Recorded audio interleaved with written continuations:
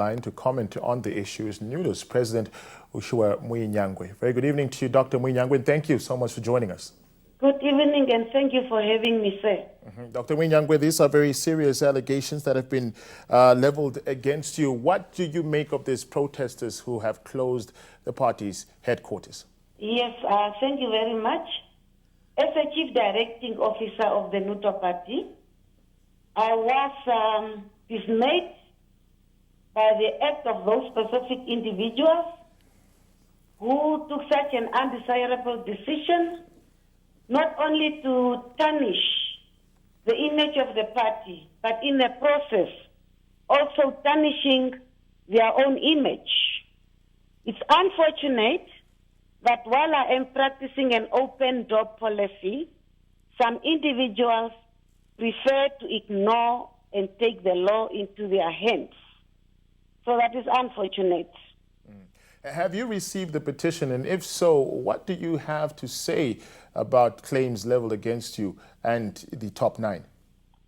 Yeah, I'm out of town, and I saw the petition. It was sent through to me.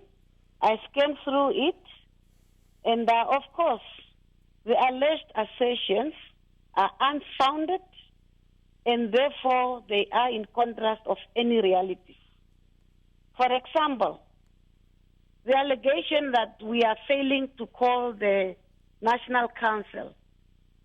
They know that last year in April, a date was set for the National Council, but it was later on cancelled because of COVID-19.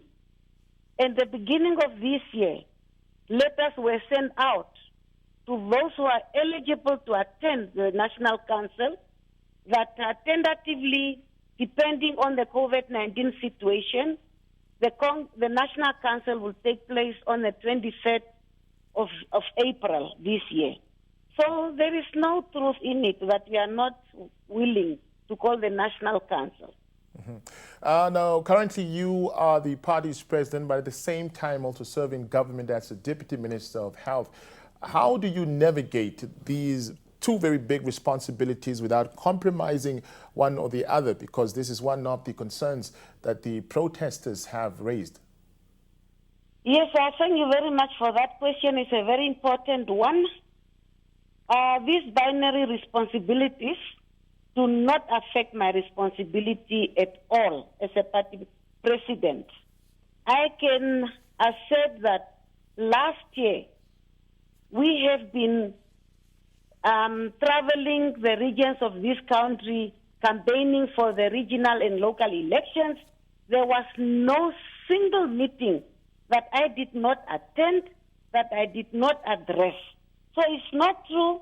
I am in a position, I am intellectually, emotionally mature enough, and I'm able to maintain equilibrium between both responsibilities. That is the political and the government administration, because it's not the first time I was at UNAM in a full-time position.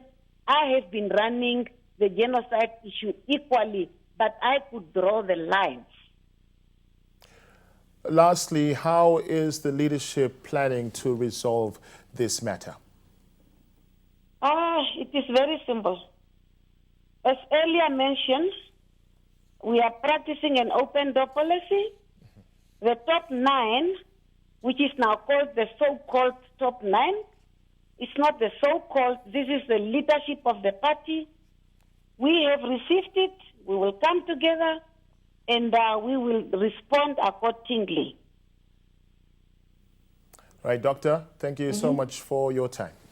Yes, thank you very much, and I would like to urge all party members to remain calm and be assured that members are urged to consult the leadership in all matters of concern, and please use their respective structures. The party has structures that can be used.